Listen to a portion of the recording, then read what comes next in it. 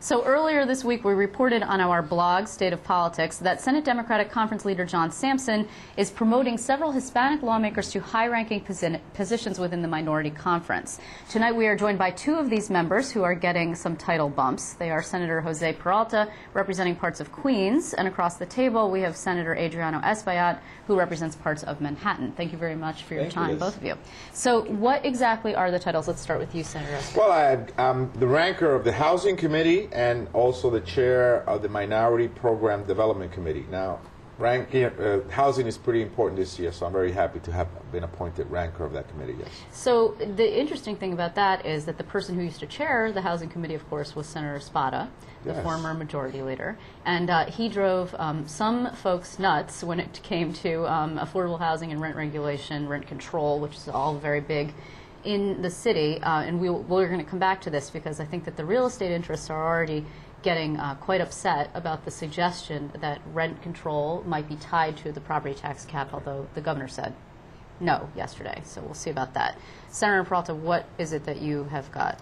Well, in terms of leadership, I am newly appointed minority whip, and that's actually the individual who actually gets many of the senators in, Democratic senators in, make sure that everybody shows up for a session, make sure that their bills and everybody is similar on the same message, and also landed the ranker on labor, which is going to be very important this year, as you know. Yeah, you guys are right in the thick of it this year. Oh, labor, yeah. of course, is about to get a big piece taken out of it, we expect, in the budget. There have been, particularly public employees, right, have been on the chopping block, and the governor's made that pretty clear. So it's going to be interesting. The other thing, though, is that you are replacing Kevin Parker, a colleague of yours, and he had a little bit of a legal problem. Is that why he's been bounced from that particular position? Well, I think Kevin also wanted to focus on other issues. I think he wants to focus on committees. And, you know, talking to Senator Sampson, all of us, we talked to him about making sure that Hispanics actually played a more vital role in leadership, and the decision came down that I ended up with whip.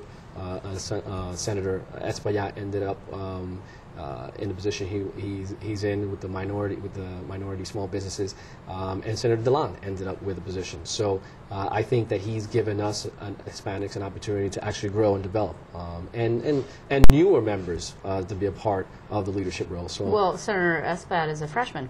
Actually, I'm a freshman, yes. Although you spent many years in the Assembly. After 14 years in the legislature, I'm a freshman again. And you're an old hand, technically speaking, right? Well, you replaced Senator Montserrat. I replaced Montserrat. I've been in the Assembly for 8 years, and now I'm in the Senate about a year or so. Okay. You know, what's interesting here is you talk about the elevation of Hispanic members, and it was Senator Espada who made a pretty big deal of the fact that he was the highest-ranking Hispanic legislative leader, although his title, which he got after the coup, and because of the coup, in order to bring him back into the fold so the Democrats could stay in the majority, it didn't really carry a lot of power. However, it's not lost on anyone that Hispanic leaders really, there's been a dearth of them in the legislature. So is that why this is important to you, even though you're no longer in the majority? Well, I think it's important not only that you get the title, I think it's important that you deliver through the title. I think that once you are in a position of influence, it's upon you to deliver for your constituents, for your district, for the entire state of New York. So it's not just important to have a title. That's really insignificant to some degree. The real important issue is whether you can deliver, whether you can build consensus with your influence and then bring results and produce things for your district and for the entire state of New York. But you're in the minority, so isn't it a little bit difficult? Well, you know, we can drive the agenda. You know, I mean, I think that we have an opportunity now to drive the agenda and to sort of like refocus on what our plan is.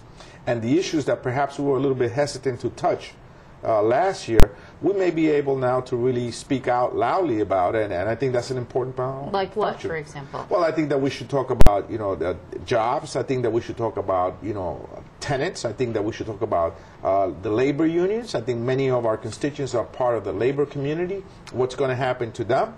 I think that these are all legitimate issues that we should put on the table. Do you feel now that being in the minority is going to enable you guys to basically flip what the Republicans did last year, for the last 2 years, on its head and vote in a block no to protect some of these constituencies that are probably going to get their ox gored in the budget battle? Well, I think the bottom line is, as Senator Espaillat said, we're here to protect our constituents, and we're going to be voting as a block.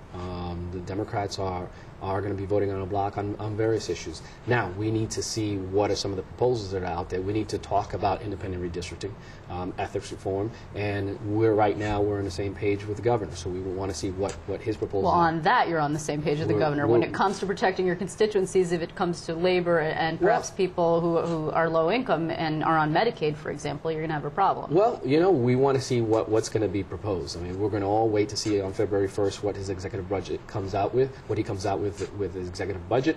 We're going to review it, and then we're going to take it from there. But right now, it's about independent redistricting. It's about ethics reform. It's about creating jobs. It's about making sure that we work with alleviating the tax burdens that some of the middle class have right now. So we're going to talk about property tax. We're going to talk about capping it. We're going to talk about labor. We're going to talk about all these issues that matter. Right now, we're working closely with the governor to make sure that we present a true united front with the governor, with the legislature, so that we can move forward and bring back that trust that the public lost. When we talk about the rise of Hispanic lawmakers and to the position of some power, albeit in the minority, it really, something that we don't like to talk about, that no one likes to talk about, is the ethnic politics in this state, the ethnic politics that have always gone on in the chamber, and it really has been the Hispanic caucus versus the African American caucus, which is quite a bit larger. Now, by elevating you guys,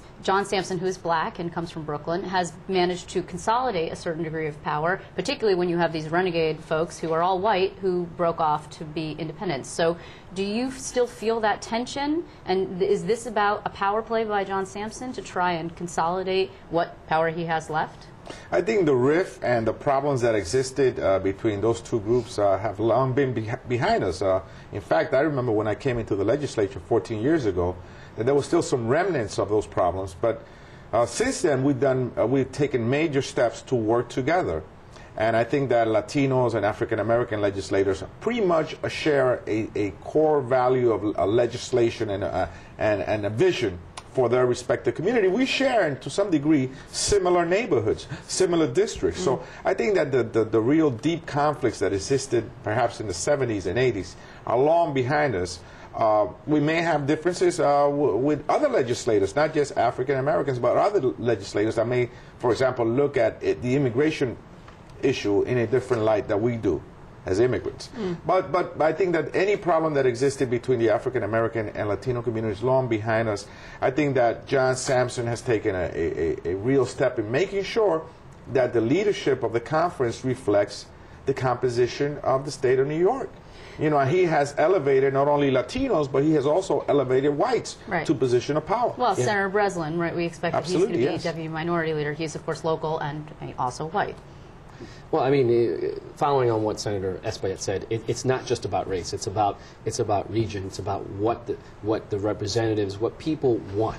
People want a diverse conference. People want a diverse representation. And that's what Senator Sampson has done. He has managed to really diversify the representation of leadership, not only by race, but also by region. And now people are going to see that we're going to be working well together throughout not only this session, but many sessions to come. But what's interesting here, though, is that you were the first Dominican American, is that correct, ever elected statewide to a statewide position. We have never seen a Latino elected to a statewide post. We don't have any person of color in the statewide Democratic ticket this year. You've got an all-white ticket. You had only just one woman. And also, in the city of New York, although it has a huge population, has never had a Latino mayor, ever. Well, that's true, and I think that we are growing in numbers, not only residents of the city of New York and the state, but voters. And I think that the great divide or the great disadvantage has been that many immigrants take, perhaps a decade to become U.S. citizens and to become voters. So we're slowly becoming, we're growing in numbers, and I think it's not going to be a long time before we see a Latino represent a citywide position or perhaps even a statewide position. I think that's coming very soon, and we're growing in numbers and in influence. But at the end of the day, we live in the very diverse communities, and we want to make sure that we represent all of our district. and we want to make sure that the positions of influence that we're given serve as a tool to bring back some resources and really address the issues that are plaguing those communities. And I think that's the main objective that we should focus on. And I think Senator Peralta put it best when he says, we've got ethics reform and campaign finance reform and independent redistricting. I'm a child of redistricting. But the district that I represented in the 72nd Assembly District stopped the budget back in the 90s when he was gerrymandered. It was gerrymandered to stop somebody like me from representing an emerging community. So we believe in an independent redistricting process. Let the chips fall where they may. And let's see what the voters have to say. They should elect not us. We should not elect ourselves. But we're also making progress. Look, we have the borough president of the Bronx, Ruben Diaz. We had Adolfo Carrion. We had Secretary of State Lorraine Cortez Vasquez. We have much more Latino senators, much more Latino assembly members. We're making progress throughout the state. Are you satisfied to date with Andrew Cuomo's diversity? Because he promised he would have the most diverse administration in the history of New York, and so far he's been quite slow, actually, and he's got other issues with the budget. But I mean, I think it's a work in progress. I think we get to sort of look at it and we get to critique it when it's done. It's not done yet, so let him take some time, finish the process, and then when it's done, we'll take a look at it and critique it. Okay, unfortunately, we're out of time. I want to thank you guys both for joining me.